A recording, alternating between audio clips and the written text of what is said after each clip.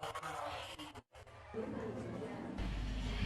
الحمد لله نحمده ونستعينه ونستغفره ونعوذ بالله من شرور أنفسنا ومن سيئات أعمالنا من يهد الله فلا مضل له ومن يضلل فلا هادي له أشهد أن لا إله إلا الله وحده لا شريك له وأشهد أن محمدًا عبده ورسوله صلى الله عليه وعلى آله وصحبه وسلم تسليما كثيرا.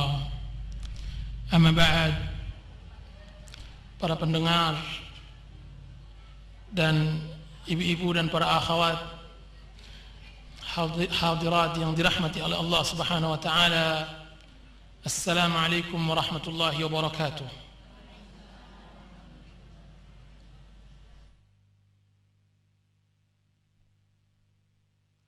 Di sore hari yang berbahagia ini, kita panjatkan puja-puji syukur kita kepada Allah Azza wa Jalla, yang mana Allah Subhanahu wa taala telah menganugerahkan nikmat karunia yang besar kepada kita. Salawat serta salam kita panjatkan kepada Nabi Muhammad sallallahu alaihi wasallam yang telah mengantarkan manusia ke jalan hidayah dan telah mengajarkan akhlak, adab dan cara berbakti kepada orang tua. Ibu-ibu dan para akhwat yang dirahmati oleh Allah Subhanahu wa taala,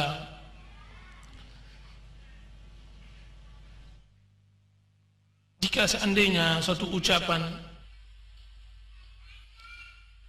diterima oleh telinga, maka ucapan hati diterima oleh hati.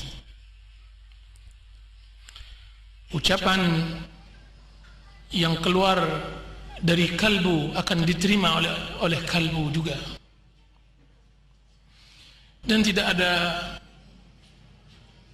ucapan yang ikhlas, ucapan yang bersih, sebagaimana ucapan yang dituliskan dari hati dan kalbu yang ikhlas. Maka sore hari ini kita akan mendengarkan ucapan yang disampaikan dan dituliskan oleh seorang ibu kepada anaknya, yang kita beri judul kajian kali ini, yaitu Kutitip surat ini untukmu. Kutitip surat ini untukmu.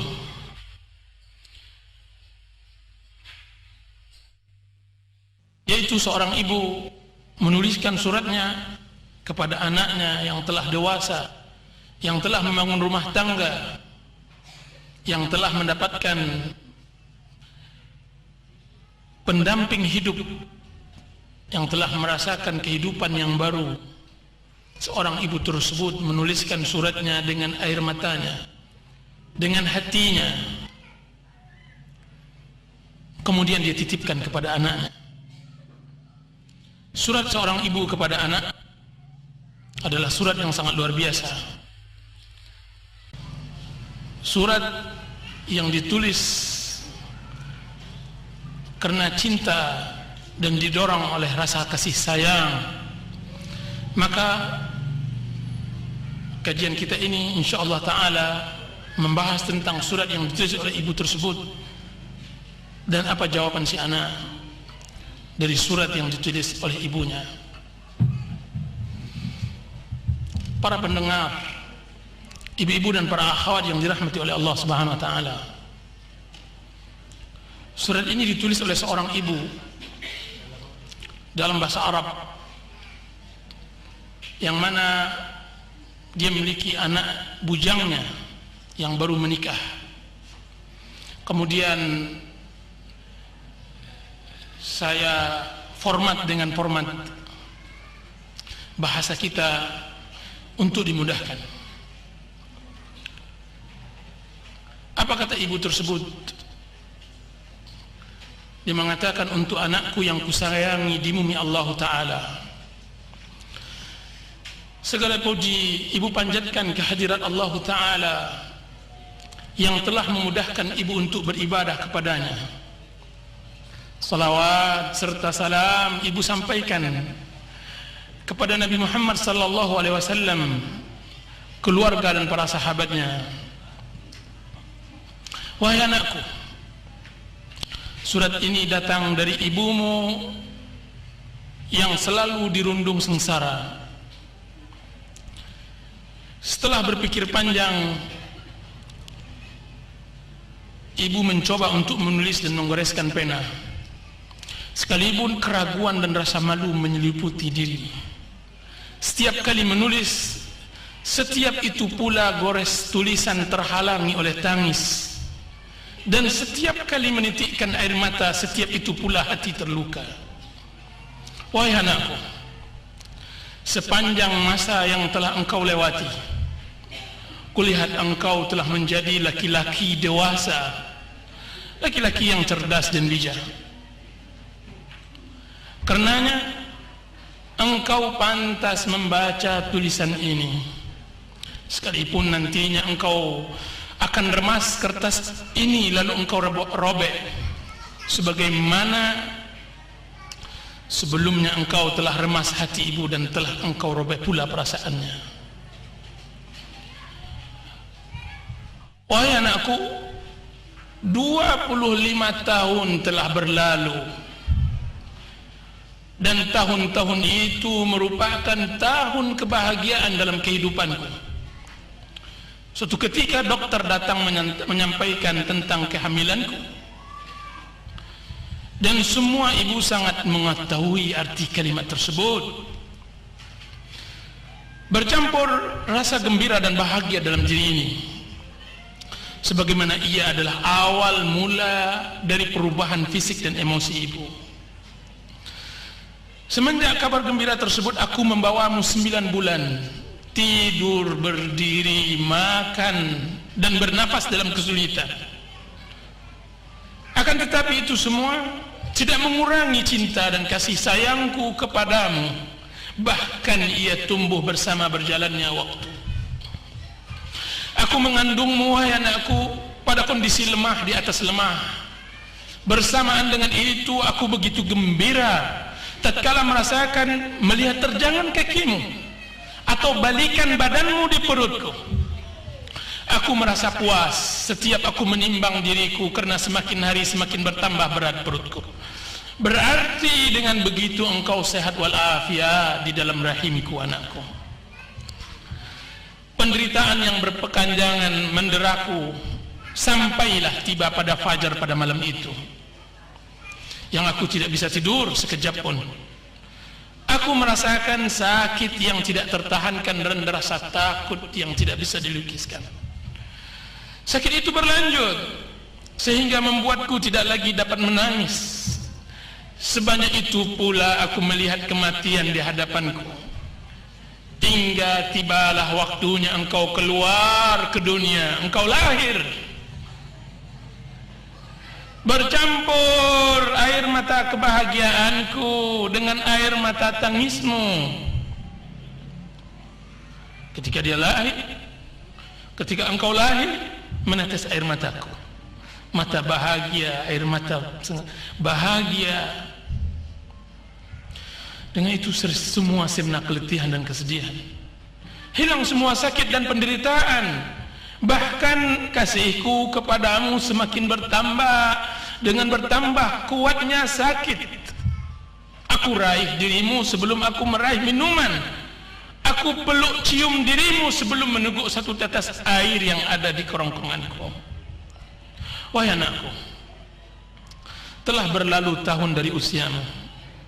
Aku membawamu dengan hatiku, memandikanmu dengan kedua tangan kasih sayangku. Saripati hidupku kuberikan kepadamu. Aku tidak tidur demi tidurmu, berletih demi kebahagiaanmu. Harapanku pada setiap harinya agar aku selalu melihat senyumanmu. Kebahagiaanku setiap saat adalah permintaanmu agar aku berbuat sesuatu untukmu. Kebahagiaanku setiap saat adalah setiap permintaanmu yang aku akan bisa berbuat untukmu. Itulah kebahagiaanku. Lalu berlalulah waktu. Hari berganti hari, bulan berganti bulan, tahun berganti tahun. Selama itu pula aku setia menjadi pelayanmu yang tidak pernah lalai, menjadi dayangmu yang tidak pernah berhenti, menjadi pekerjamu yang tidak pernah lelah, mendoakan selalu kebaikan dan taufik untukmu. Aku selalu memperhatikan dirimu hari demi hari hingga engkau menjadi dewasa. Badanmu yang tegap, ototmu yang kekar, kumis dan jambang tipis telah menghiasi wajahmu, telah menambah ketampananmu, wahai anakku. Tatkala itu aku mulai melirik. Tatkala itu hadirat, aku mulai melirik ke kiri dan ke kanan demi mencari pasangan hidupmu. Semakin dekat hari perkawinanmu, semakin dekat pula hari kepergianmu. Semakin dekat hari perkawinanmu anakku, semakin dekat pula hari kepergianmu. Tatkala itu hatiku serasa teriris-iris, air mataku mengalir. Entah apa rasanya hati ini. Bahagia telah bercampur dengan duka, tangis telah bercampur pula dengan tawa. Bahagia karena engkau mendapatkan pasangan, karena engkau telah mendapatkan jodoh, engkau telah mendapatkan pendamping hidup. Sedangkan sedih karena engkau adalah pelipur hatiku yang akan berpisah sebentar lagi dari diriku. Waktu pun berlalu seakan-akan aku menyeretnya dengan berat. Kiranya setelah perkawinan itu aku tidak lagi mengenal dirimu. Setelah perkawinanmu itu aku tidak lagi mengenal dirimu. Senyummu yang selama ini menjadi pelipur duka dan kesedihanku sekarang telah sirna bagaikan matahari yang ditutupi oleh kegelapan malam. Tawamu yang selama ini kujadikan buluh perindu sekarang telah tenggelam seperti batu yang dijatuhkan ke dalam kolam yang hening. Dengan dedaunan yang keguguran, aku benar-benar tidak mengenalmu lagi karena engkau telah melupakanku dan melupakan hakku. Aku benar tidak mengenalmu lagi, wahai anakku, karena engkau telah melupakanku dan melupakan hakku. Terasa lama hari-hari yang kulewati hanya untuk ingin melihat rupamu. Jadi ibu ini mulai merasakan kesepian setelah menikah anaknya. Detik demi detik ku hitung demi mendengar suaramu. Akan tetapi penantian kerusakan sangat panjang. Aku selalu berdiri di pintu hanya untuk melihat dan menanti kedatanganmu. Setiap kali berdiri di pintu aku menyangka bahwa engkaulah orang yang datang itu. Setiap kali telepon berdering aku merasa bahwa engkau yang akan menelponku. Setiap suara kendaraan yang lewat aku merasa bahwa engkaulah yang datang. Akan tetapi semua tidak ada. Penantianku sia-sia dan harapanku hancur berkeping. Yang ada hanya keputusasaan, yang tersisa hanya kesedihan dari semua.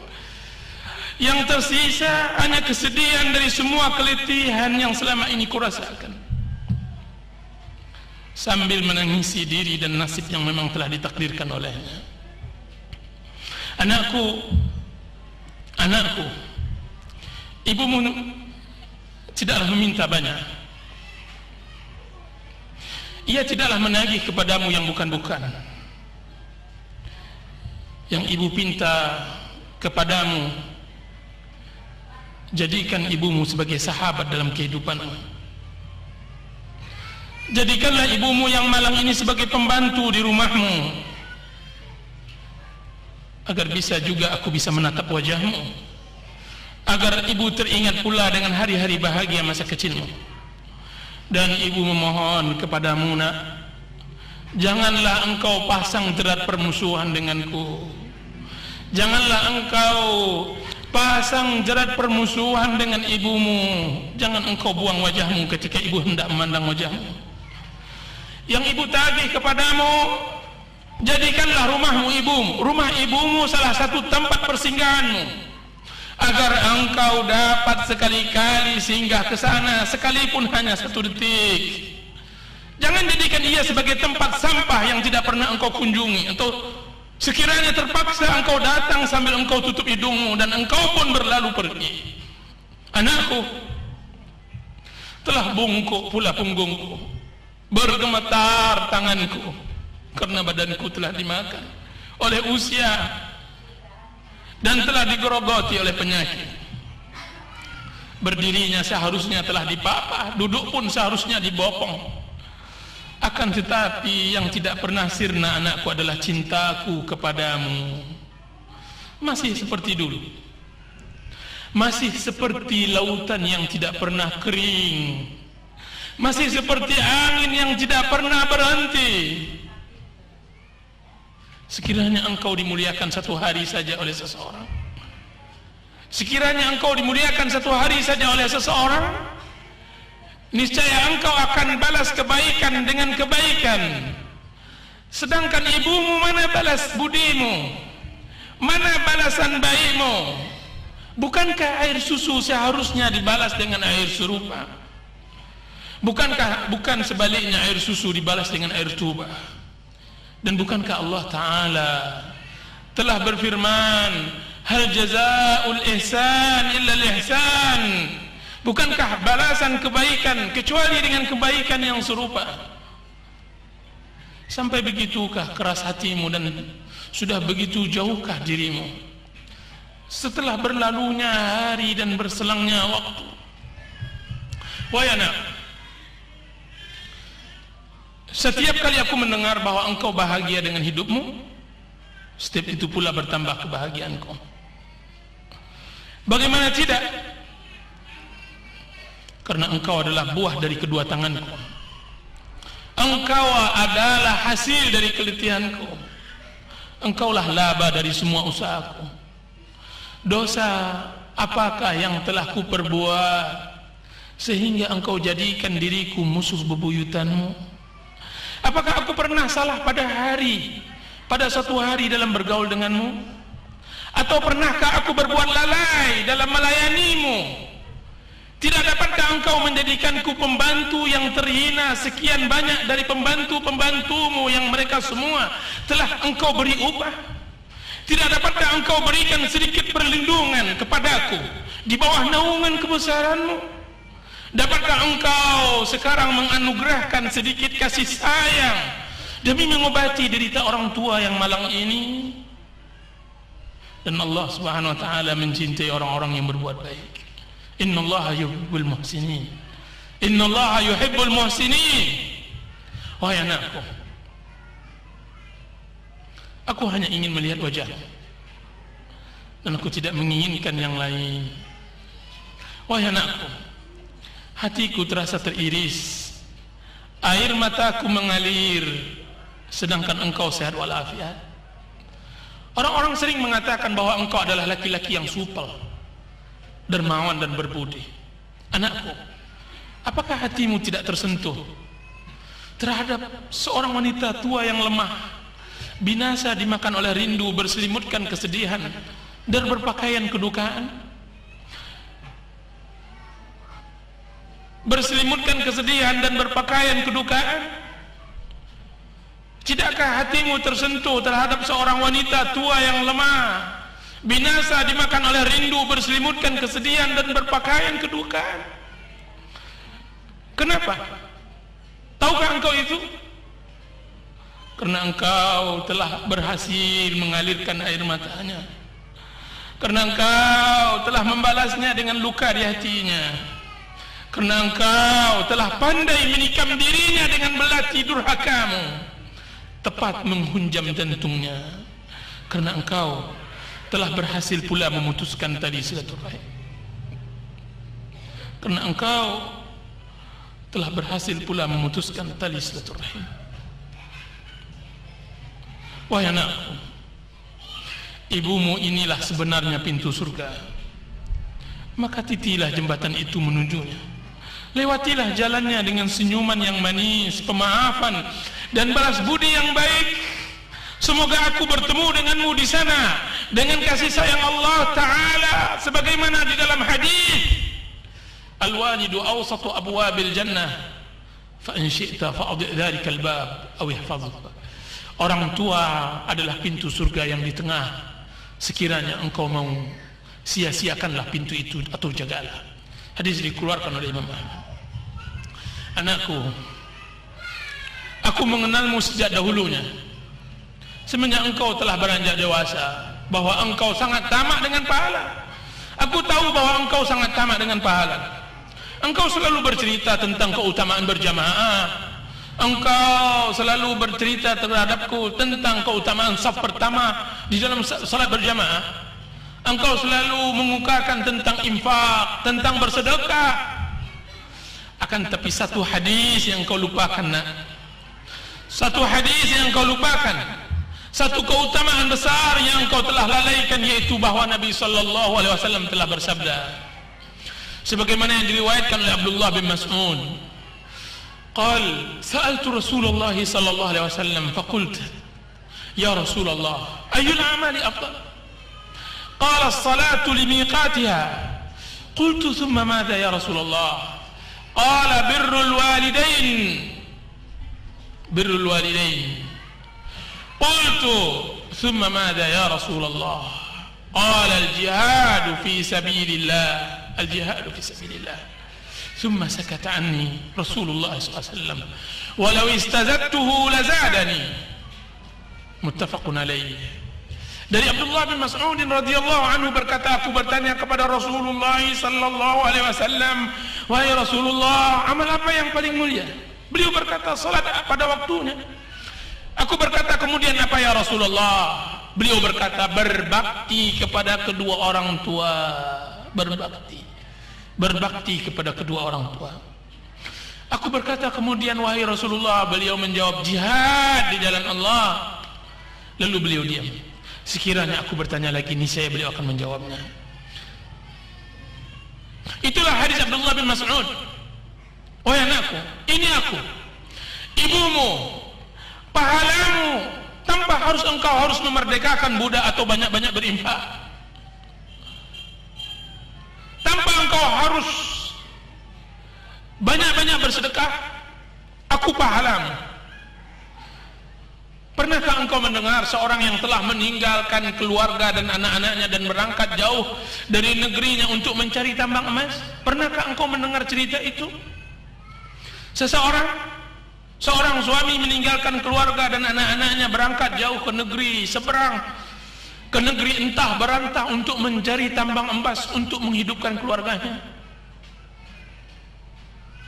Dia salami satu persatu. Dia ciumi istrinya, dia sayangi anaknya. Dia mengatakan, ayah kalian wahai anak-anak, aku akan berangkat ke negeri yang ayah sendiri tidak tahu. Ayah akan mencari emas. Rumah kita yang rehat ini jagalah. Ibu kalian yang tua renta ini jagalah. Berangkatlah suami tersebut. Suami yang berharap untuk pergi jauh untuk mendapatkan emas, untuk membesarkan anak-anaknya, untuk membangun istana dari rumah ke rumah reotnya. Akan tetapi apa yang terjadi? Setelah 30 tahun dalam perantauan, yang ia bawa hanya tangan hampa dan kegagalan. Dia gagal dalam usahanya. Pulanglah ia kembali ke gunung, ke kampungnya. Sampailah ia ke tempat dusun yang selama ini ia tinggal. Apalagi yang terjadi di tempat itu? Setibanya di tempat lokasi rumahnya, kilanya matanya terbelalak.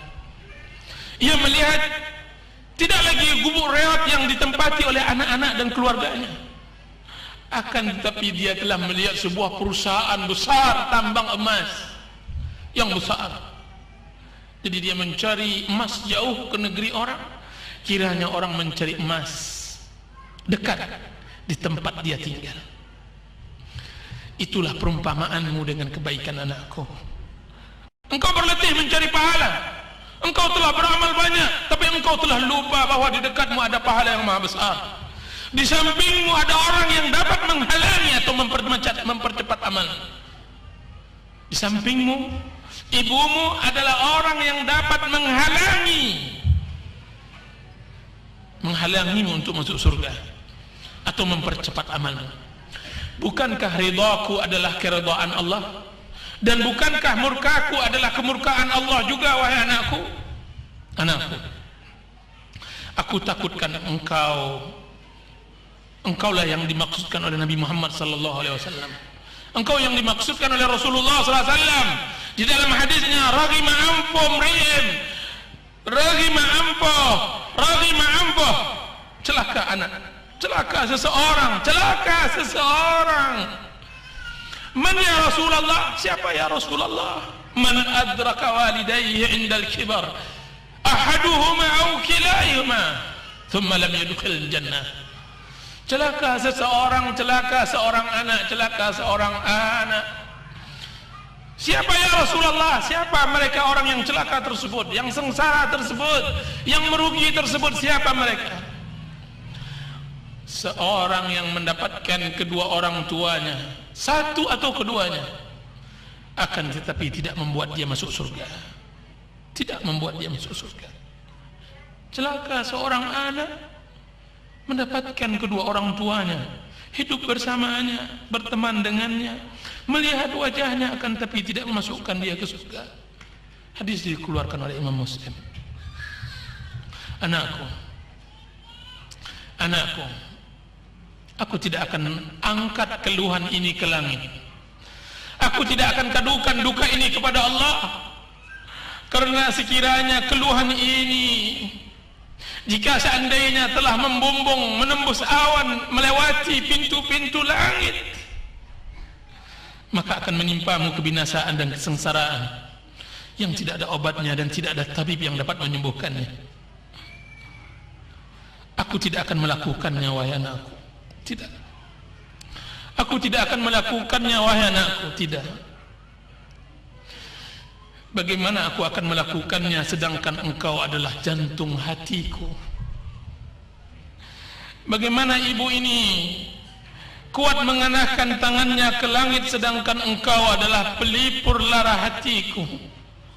Bagaimana ibu tega melihatmu merana terkena doa mustajab, padahal engkau bagiku adalah kebahagiaan hidupku. Engkau bagiku adalah kebahagiaan hidupku. Bangunlah nak, bangunlah, bangkitlah nak. Uban sudah mulai merambat di kepalamu. Uban akan berlalu masa sehingga engkau akan menjadi tua pula. Engkau akan menjadi tua. Al jaza'u min jinsil amal. Sebagaimana engkau akan berbuat, sebegitulah orang akan berbuat kepadamu. Al jaza'u min jinsil amal. Ganjaran sesuai dengan amal yang engkau telah tanamkan. Engkau akan memetik sesuai dengan apa yang kau tanam. Aku tidak ingin engkau menulis surat ini. Aku tidak ingin engkau menulis surat yang sama dengan air matamu kepada anak-anakmu sebagaimana aku telah menulisnya kepadamu. Wahai anakku, bertakwalah kepada Allah. Bertakwalah, takutlah engkau kepada Allah. Berbaktilah kepada ibu. Peganglah kakinya, sesungguhnya surga di kakinya. Basuhlah air matanya, berlurlah kesedihannya, kencangkan tulang ringkihnya dan kokohkan badannya yang telah lapuk. Anakku, setelah engkau membaca surat ini terserah padamu. Apakah engkau sadar dan engkau akan kembali, atau engkau akan merobeknya? Sallallahu ala nabiyyina Muhammadin wa ala alihi wa sahbihi wasallam. Dari ibumu yang merana. Itulah hadirat ibu-ibu dan para akhwat, surat yang ditulis, yang sangat luar biasa, ditulis oleh seorang ibu kepada bujangnya, kepada pemudanya, kepada anaknya yang baru menikah atau yang telah menikah, telah mendapatkan beberapa anak. Perasaan seorang ibu yang sangat sensitif. Sekarang mari kita dengar apa yang dibalas oleh seorang anak tersebut. Dengan ucapan apa dia bisa menulis, dengan perkataan apa dia bisa menjawab surat yang datang dari ibunya tersebut. Mari kita dengarkan. Di sana inti permasalahan. Banyak permasalahan berbakti, masalah durhaka seorang anak berada di puncak-puncaknya ketika seorang anak telah menikah dengan seorang gadis. Apa kata anak tersebut? Mari kita dengarkan surat balasan itu. Maka setelah beberapa minggu dia mendapatkan titipan surat ibunya itu, maka dia membalasnya. Kepada yang tercinta, bundaku yang kusayang, segala puji bagi Allah yang telah memuliakan kedudukan kedua orang tua dan telah menjadikan mereka berdua sebagai pintu tengah menuju surga. Salawat serta salam hamba yang lemah ini panjatkan keharibaan Nabi yang mulia, keluarga serta para sahabatnya hingga hari kiamat. Amin. Ibu, aku terima suratmu yang engkau tulis dengan tetesan air mata dan duka. Aku telah membaca semuanya. Tidak ada satu huruf pun yang aku sisakan. Tapi tahukah engkau, ibu, bahwa aku membacanya semenjak salat Isya. Semenjak salat Isya. Aku tutup pintu kamar,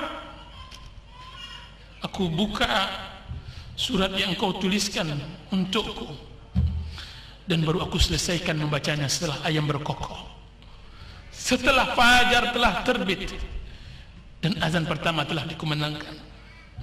Sebenarnya lah surat yang engkau tulis tersebut, jika ditaruhkan ke dalam batu tentu ia akan pecah. Jika engkau letakkan ke atas daun yang hijau tentu ia akan kering. Sebenarnya lah surat yang engkau tulis tersebut tidak akan tertelan oleh ayam, tidak akan termakan oleh itu.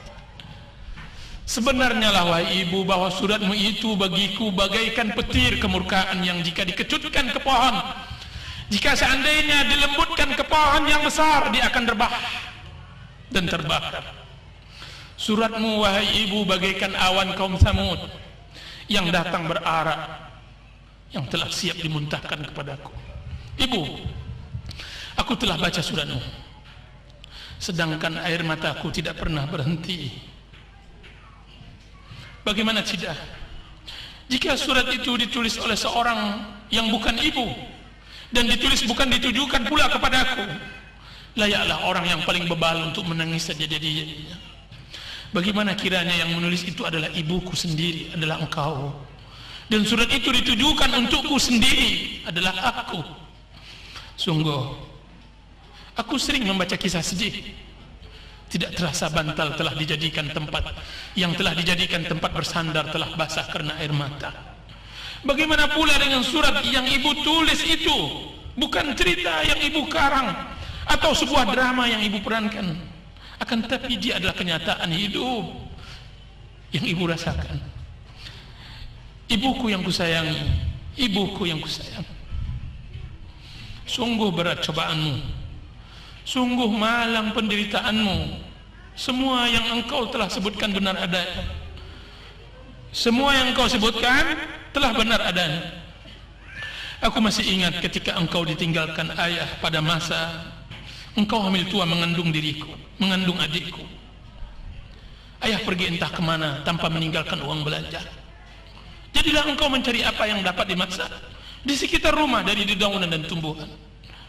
Dengan jalan berat engkau melangkah ke kedai untuk membeli ala kadarnya, sambil engkau membisikkan kepada penjual bahwa apa yang engkau ambil tersebut hutang yang engkau sendiri tidak tahu kapan engkau akan melunasinya.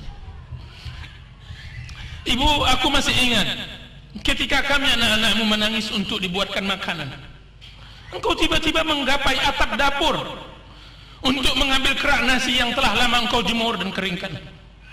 Tidak jarang pula engkau simpan untukku setelah sepulang sekolah tumbung kelapa. Tahu ibu-ibu tumbung kelapa? Ibu-ibu di sini tahu ibu tumbung kelapa? Iya. Hanya untuk melihat aku mengambilnya dengan segera. Atau aku masih ingat engkau sengaja ambilkan air didih dari nasi yang sedang dimasak ketika engkau temukan aku dalam keadaan sakit demam. Ibu, maafkanlah anakmu ini.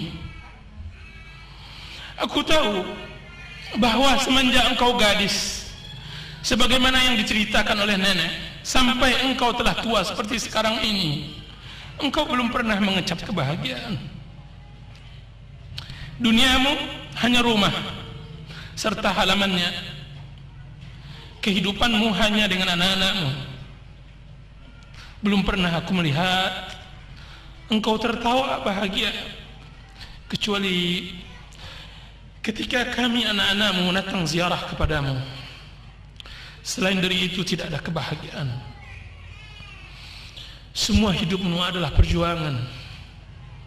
Semua hari-harimu adalah pengorbanan. Ibu, maafkan anakmu ini. Semenjak engkau pilihkan untukku seorang istri wanita yang telah engkau puji sifat dan akhlaknya, yang engkau telah sanjung suku dan negerinya, semenjak itu pula aku seakan-akan lupa denganmu. Lupa denganmu, wahai ibu. Keberadaan dia sebagai istriku telah melupakan posisi engkau sebagai ibuku. Senyuman dan sapaannya telah melupakanku dengan himbauanmu. Ibu, aku tidak menyalahkan wanita pilihanmu tersebut. Tidak. Karena kewajibannya untuk menunaikan tanggung jawabnya sebagai istri. Aku berharap pada permasalahan ini engkau tidak membawa-bawa namanya dan mengaitkan kedurhakaanku kepadamu karenanya. Karena selama ini di mataku dia adalah istri yang baik, istri yang telah berupaya berbuat banyak untuk suami dan anak-anaknya, istri yang selalu untuk menyuruh berbuat taat dan berbakti kepada kedua orang tua. Ibu, ketika seorang laki-laki menikah dengan seorang wanita, maka seolah-olah dia telah mendapatkan permainan baru, seperti anak kecil mendapatkan boneka atau orang-orangan. Maafkan aku, ibu. Aku tidaklah membela diriku, karena dari awal dan akhir pembicaraan ini kesalahan ada padaku, anakmu ini. Akan tetapi aku ingin menerangkan keadaan yang aku alami, perubahan suasana yang telah engkau dan aku berpisah, tidak satu atap lagi. Ibu, perkawinanku membuatku masuk ke alam dunia baru, dunia yang selama ini tidak pernah aku kenal, dunia yang hanya ada aku, istri dan anak-anakku. Bagaimana tidak? Istri yang baik, anak-anak yang lucu. Maafkan aku, ibu. Maafkan aku, anakmu. Aku merasa dunia hanya milik kami. Aku tidak peduli dengan keadaan orang yang penting bagiku. Aku tidak peduli. Yang penting bagiku adalah keadaan mereka, anak-anak dan istriku. Ibu, maafkan aku, anakmu. Ampunkan aku, anakmu. Aku telah lalai, aku telah alpa, aku telah lupa, aku menyia-nyiakanmu. Aku pernah mendengar kajian bahwa orang tua difitrahkan untuk cinta kepada anaknya, akan tetapi anak difitrahkan untuk menyia-nyiakan orang tuanya. Ibu, anak difitrahkan untuk menyia-nyiakan orang tua, difitrahkan. Oleh sebab itu dilarang mencintai anak secara berlebihan, sebagaimana anak dilarang berbuat durhaka kepada orang tua. Itulah yang terjadi pada diriku, wahai anakku. Aku pasti akan gila ketika melihat anakku sakit. Aku seperti orang kebingungan ketika melihat anakku diare. Tapi itu sulit aku rasakan jika hal itu terjadi padamu, wahai anak ibu, wahai ibu. Itu sulit aku rasakan jika seandainya hal itu terjadi pada ibu dan pada ayah. Ibu, sulit aku merasakan perasaanmu, sulit. Kalaulah bukan karena bimbingan agama yang telah engkau talkinkan kepadaku, tentu aku telah seperti kebanyakan anak-anak yang durhaka kepada orang tuanya. Kalaulah bukan karena baktimu pula kepada orang tuamu dan orang tua ayahmu, orang tua ayah, niscaya aku tidak akan pernah mengenal arti bakti kepada orang tua. Setelah suratmu datang baru aku mengerti. Setelah suratmu datang baru aku mengerti. Karena selama ini hal itu tidak pernah engkau ungkapkan. Semuanya engkau simpan dalam-dalam, seperti semua permasalahan yang berat yang engkau hadapi selama ini. Sekarang baru aku mengerti, wahai ibu, bahwa hari yang sulit bagi seorang ibu adalah hari di mana anak laki-lakinya telah menikah dengan seorang wanita. Wanita yang telah mendapat keberuntungan. Bagaimana tidak? Dia dapatkan seorang laki-laki yang telah matang pribadinya dan matang ekonominya, dari seorang ibu yang telah letih membesarkannya. Dari hidup ibu itulah dia dapatkan kematangan jiwa, dan dari uang ibu itu pula lah dia dapatkan kematangan ekonomi. Sekarang dengan ikhlas ia berikan kepada seorang wanita yang tidak ada hubungan dengannya, kecuali hubungan dua wanita yang saling berebut perhatian seorang laki-laki. Kecuali hubungan dua wanita yang saling berebut merebut perhatian seorang laki-laki. Dia sebagai anak dari ibunya dan dia sebagai suami dari istrinya. Ibuku sayang, maafkan aku, ampunkan diriku. Satu tetes air matamu adalah lautan api neraka bagiku. Janganlah engkau menangis lagi. Janganlah engkau menangis lagi. Janganlah engkau berduka lagi. Karena duka dan tangismu menambah dalam jatuhku ke dalam api neraka. Aku takut, ibu, takut. Kalau akan itu pula yang aku peroleh, kalau kan neraka pula yang aku dapatkan, izinkan aku membuang semua kebahagiaanku selama ini demi hanya untuk dapat menyeka air matamu. Kalau akan engkau pula murka kepadaku, izinkan aku datang kepadamu membawa segala yang aku miliki, lalu menyerahkannya kepadamu. Lalu terserah engkau mau engkau perbuat apa. Sungguh ibu, dari hati aku katakan, aku tidak mau masuk neraka. Sekalipun aku memiliki kekuasaan Firaun dan kekayaan Qarun dan keahlian Haman, niscaya aku tidak akan tukar dengan kesengsaraan di akhirat sekalipun sesaat. Siapa pula yang tahan dengan azab neraka, wahai bunda? Siapa pula yang tahan dengan azab neraka, wahai bunda? Maafkan aku anakmu, wahai ibu. Adapun sebutanmu tentang keluhan dan pengaduan kepada Allah Subhanahu wa taala, bahwa engkau belum mau mengangkatnya ke langit, bahwa engkau belum lagi mau berdoa kepada Allah akan kedurhakaanku, maka ampun wahai ibu, kalaulah itu yang terjadi, doa itu tersampaikan ke langit, salah pula ucap lisanmu, apalah jadinya nanti diriku? Apalah jadinya nanti diriku? Tentu aku akan menjadi tunggul yang tumbang disambar petir. Apalah gunanya kemegahan sekiranya engkau doakan atasku kebinasaan? Tentu aku akan menjadi pohon yang tidak berakar ke bumi dan dahannya tidak bisa sampai ke langit. Di tengahnya dimakan kumbang pula. Kalaulah doamu terucap atasku, wahai bunda, maka tidak ada lagi gunanya hidup. Tidak ada lagi gunanya kekayaan, tidak ada lagi gunanya banyak pergaulan. Ibu, dalam sepanjang sejarah anak manusia yang kubaca, maka tidak ada orang yang berbahagia setelah kena kutuk orang tuanya. Itu di dunia, maka aku tidak dapat bayangkan bagaimana nasibnya di akhirat. Tentu ia lebih sengsara. Ibu, setelah membaca suratmu, baru aku menyadari kekhilafan, kealpaan dan kelalaianku. Ibu, pastikan suratmu akan kujadikan jimat dalam hidupku. Setiap kali aku lalai dalam berkhidmat kepadamu, akan kubaca ulang kembali. Tiap kali aku lengah darimu, akan kutalkinkan diriku dengannya. Akan kusimpan dalam lubuk hatiku sebelum aku menyimpannya dalam kotak wasiatku. Akan aku sampaikan kepada anak keturunanku bahwa ayah mereka dahulu pernah lalai di dalam berbakti. Lalu ia sadar dan kembali kepada kebenaran. Ayah mereka pernah berbuat salah, sehingga ia telah menyakiti hati orang yang seharusnya ia cintai. Lalu ia kembali kepada petunjuk. Bunda, tua, engkau berbicara tentang tua, wahai bunda.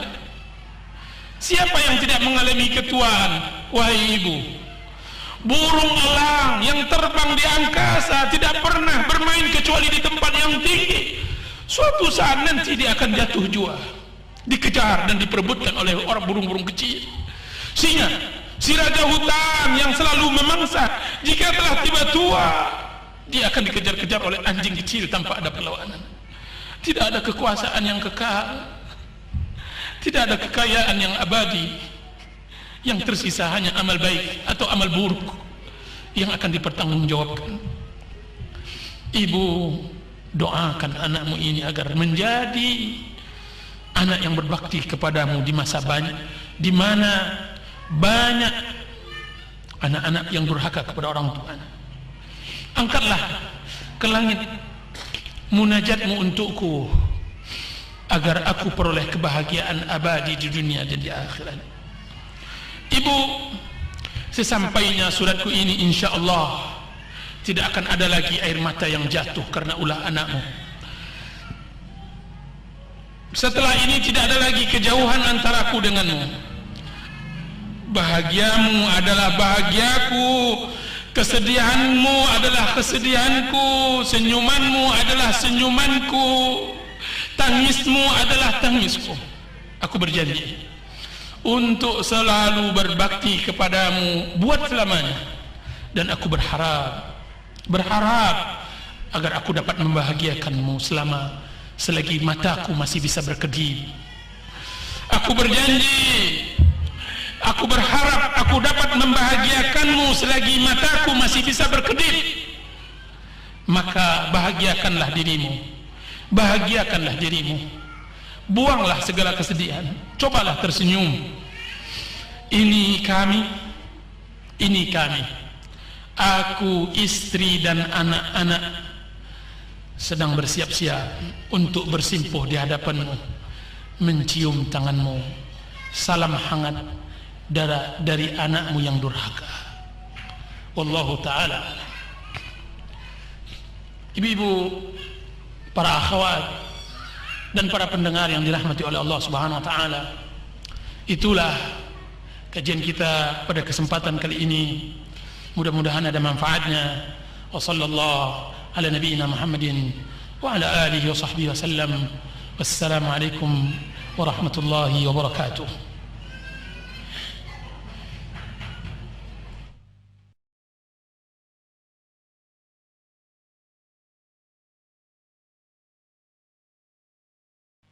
Di sini ada pertanyaan, bagaimana cara berbakti pada ibu dari suami, mertua. Para pendengar, ibu-ibu dan para akhwat yang dirahmati oleh Allah Subhanahu wa taala, sering istri mengeluhkan tentang tidak cintanya seorang suami kepadanya. Sering si istri mengeluhkan tentang tidak romantisnya seorang suami kepadanya. Banyak keluhan para istri, banyak kaduan. Akan tetapi tahukah mereka, para istri, bahwa salah satu untuk meruntuhkan kesombongan dan kepongahan seorang suami dari orang tuanya? Tahukah para istri bahwa jika seandainya Anda ingin mendapatkan tempat di hati suami Anda, maka hendaklah Anda harus merebut ibunya? Karena seorang suami ketika dia mengetahui istrinya menghargai, menghormati, menyayangi ibunya, maka dia akan meningkatkan dan mengangkat martabat dan harkat istrinya tersebut. Banyak juga seorang istri tidak mau dipoligami, tidak mau dita'addud. Akan tetapi bersamaan dengan itu dia tidak tahu bagaimana cara menghambat, mengikat istrinya, mengikat suaminya agar dia hanya mendapatkan dirinya saja.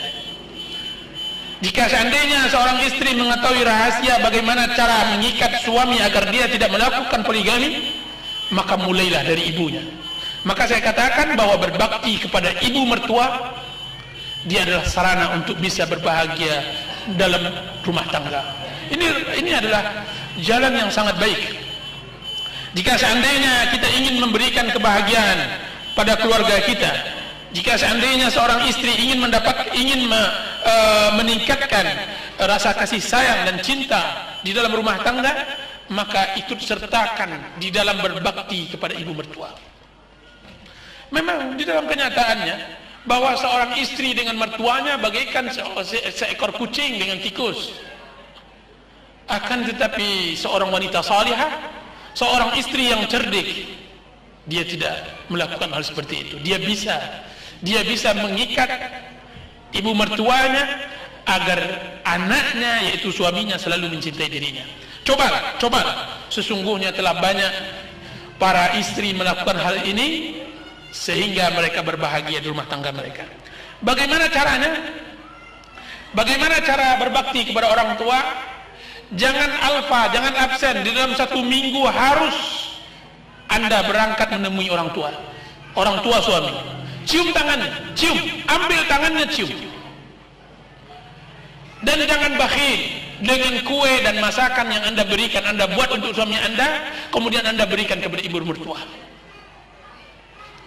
Kemudian, dan jangan bakhil, selipkan kepadanya di dalam sakunya setiap mau berangkat uang 5.000 atau 10.000 rupiah. Yang penting Anda memberi. Jika seandainya Anda ingin berbakti kepada ibu mertua, maka banggakan hatinya dengan anaknya. Puji suamimu di depan ibu mertuamu. Puji suamimu di depan ibu mertuamu, bahwa anaknya adalah segala-galanya bagimu, bahwa anaknya adalah luar biasa, laki-laki yang bertanggung jawab, laki-laki yang dewasa, laki-laki yang mampu, laki-laki yang benar-benar menjadi pelindung bagi istrinya. Sebutkan itu agar dia bisa bangga, agar hatinya besar, agar dia merasa bahwa apa yang ia tanam sejak kecil dengan air mata dan tangisnya telah berhasil Anda raih.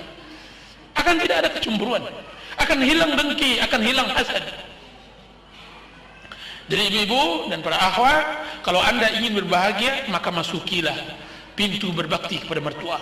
Telah banyak orang yang mencoba dan mereka berhasil. Wallahu ta'ala alam.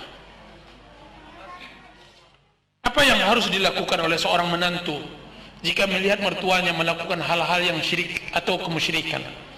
Yang harus dibuat oleh seorang menantu atau seorang anak yang melihat orang tuanya dalam kemusyrikan adalah firman Allah Subhanahu wa taala yang mengatakan, wa in jahadaka ala an tusyrika bima laysa laka bihi ilm fala tuti'huma wa sahibuhuma fid dunya ma'rufa. Jika seandainya mereka berdua berupaya untuk membuat engkau bersyirik, melakukan syirik, maka jangan taati. Jangan taati perintah syirik, akan tetapi berbaktilah kepada keduanya. Ibu-ibu, berbaktilah. Jadi yang harus dilakukan bagi yang mempunyai mertua yang jauh dari pengajaran agama, harus melipat gandakan berbakti. berakhlak, memberi hadiah, memberi senyuman, memberi perhatian. Jadikan diri Anda sebagai teman curhatnya. Jadikan. Alangkah bahagianya seorang menantu bisa mendapatkan tempat di hati mertua. Tidakkah pernah ibu-ibu mendengar seorang ibu mengatakan kepada menantunya, wahai anakku, wahai putriku, wahai gadisku, wahai sayangku, jika seandainya suamimu mau menikah lagi, maka kabarkan segera kepada ibumu. Ibumu yang pertama kali akan melarangnya. Itu kenapa? Karena keberhasilan seorang istri mempengaruhi ibu mertuanya, dan itu akan membahagiakan suami. Bagaimana cara berbakti pada orang tua yang sedang kami jauh dari orang tua tersebut? Kami sudah berkeluarga.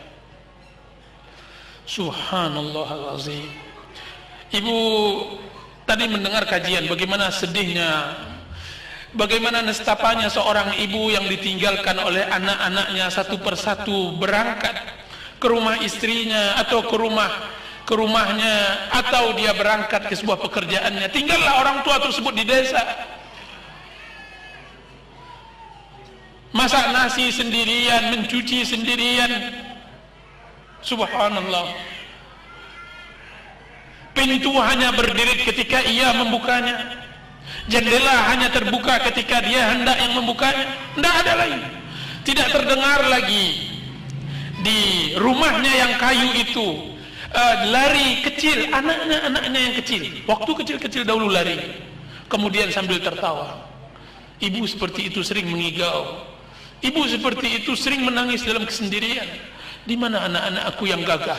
Di mana anak-anakku yang orang-orang mengatakan mereka sudah besar, sudah menjadi orang hebat di Jakarta, sudah menjadi pengusaha berhasil di Bandung, telah menjadi orang berkedudukan di Sumatera. Subhanallah, dia di negeri yang sangat tidak. Subhanallah. Jika seandainya Anda jauh dari orang tua, maka pulanglah segera. Kisah kilap sangat masyhur. Bagaimana kisah kilap di dalam banyak kaset saya sudah ceritakan. Bagaimana cintanya ayah kilap kepada kilap. Datang seorang pemuda kepada Rasulullah SAW.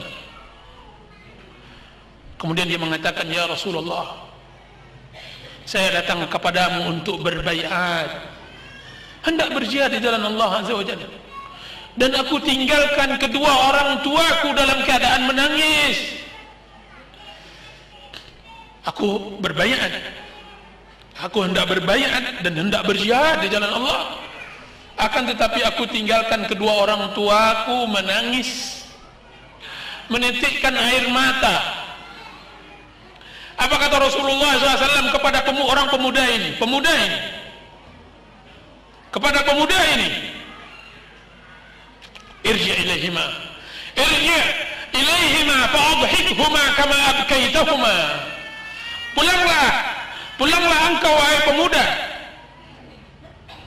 Pulanglah kembali engkau wahai pemuda, dan buat dia tertawa, mereka berdua tertawa sebagaimana engkau telah membuatnya mereka menangis. Buat mereka kembali tertawa sebagaimana engkau telah membuat mereka menangis. Pulanglah, pulang. Fafihi ma fajahid. Engkau bertanya tentang masalah jihad, berjihadlah kepada orang tuamu. Berjihad kepada orang tua. Subhanallah, ini pemuda yang hendak berjihad. Bagaimana kita berpisah dengan orang tua hanya untuk mencari sesuap nasi? Bagaimana kita dengan orang tua hanya ingin memperturutkan keinginan dunia yang tidak pernah selesai-selesai? Subhanallah, cepat-cepatlah hubung. Telepon sekarang ini orang tua dan minta ampunkan, minta maaf. Wahai ibu, aku telah melalaikanmu. Aku mengerti keadaanmu, akan tapi maafkan aku ibu. Marilah bersamaku pulang. Aku tinggal bersama orang tua. Tinggal bersama orang tua. Hadis Rasulullah SAW yang dikeluarkan oleh Imam Ahmad, atau yang dikeluarkan oleh Imam Muslim tadi, celaka seseorang yang mendapatkan kedua orang tuanya akan tapi tidak memasukkannya ke surga. Subhanallahul azim. Allahu akbar. Bagaimana disayang suami dan juga disayang mertua? Ini trik dan ini bagus, pertanyaan bagus.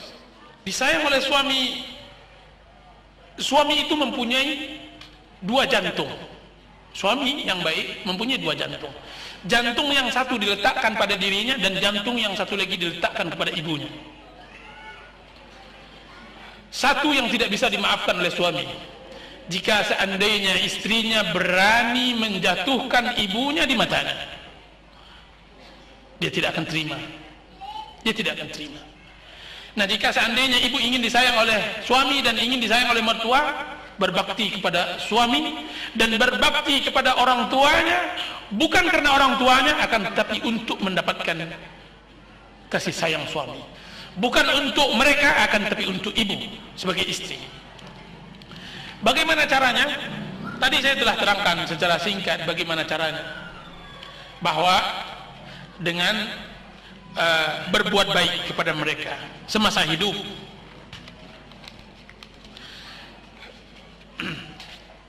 Di antara trik yang bagus, cara yang bagus adalah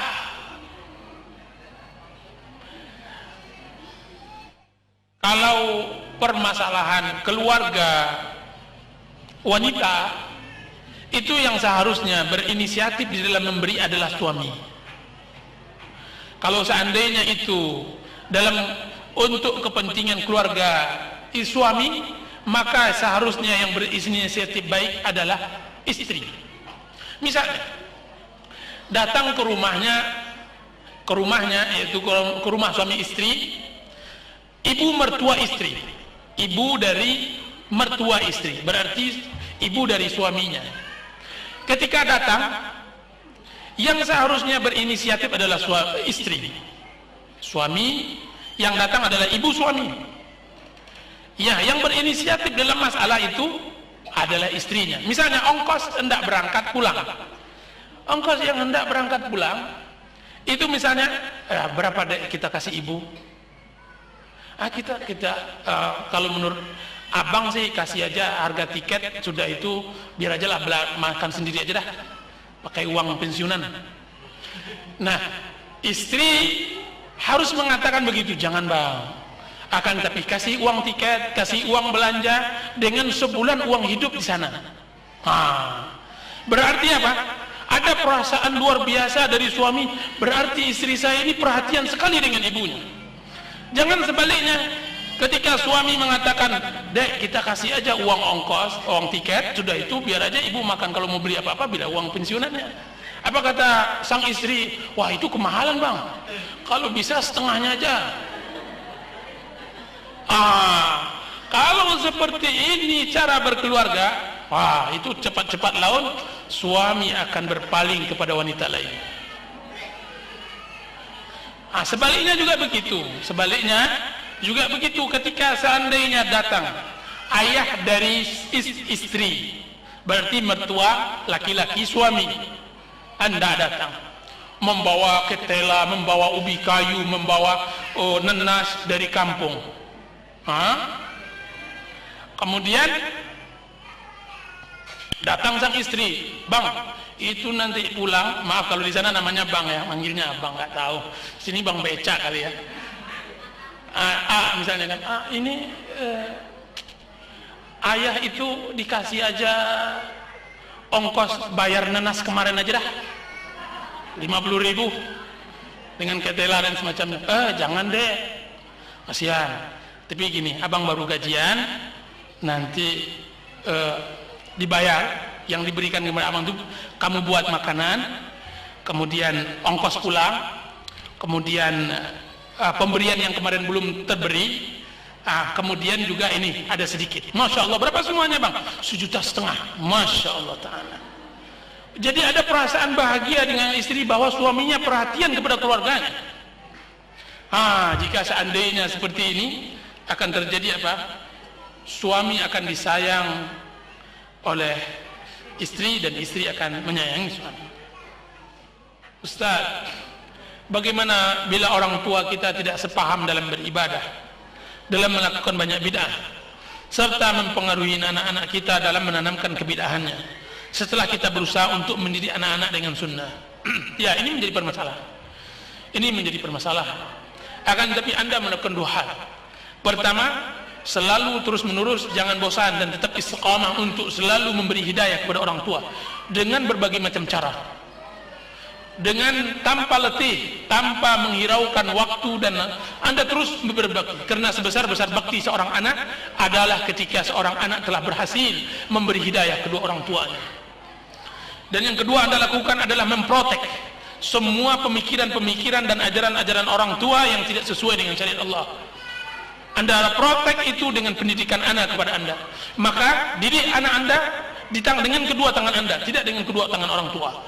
Orang tua atau nenek dari anak-anak itu kadang-kadang terlampau kasih sayang kepada cucunya, dia membuat kesalahan di dalam mendidik dan semacamnya. Itu jangan biarkan. Anda berkewajiban untuk fokus untuk bisa mendidik anak-anak Anda. Wallahu ta'ala. Ustaz, apabila kita sudah menjadi istri, lebih utama yang mana antara berbakti kepada ibu kandung atau ibu mertua? Berbakti kepada ibu kandung tidak berubah, baik kita sebelum menikah maupun telah menikah. Akan tetapi yang menjadi permasalahan adalah berbakti kepada ibu mertua. Berbakti kepada ibu mertua bukan karena ibu mertuanya, akan tetapi karena anaknya adalah sekarang menjadi suami kita. Maka berbakti kepada suami diantaranya dengan berbakti kepada kedua orang tuanya. Maksudnya berbakti kepada orang tuanya adalah sarana berbakti kepada suami. Jadi tidak bisa disamakan berbakti kepada orang tua dan mertua. Akan tetapi berbakti kepada mertua karena dia adalah sarana untuk berbakti kepada suami. Wallahu ta'ala.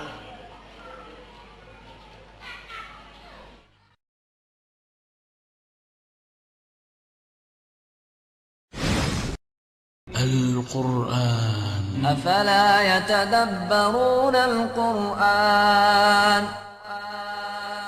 Afala yatadabbarun al-Quran am ala qulubin aqfaluha. Dari bumi Cilengsi mengudara, Roja, Radio Dakwah Ahlussunnah wal Jamaah.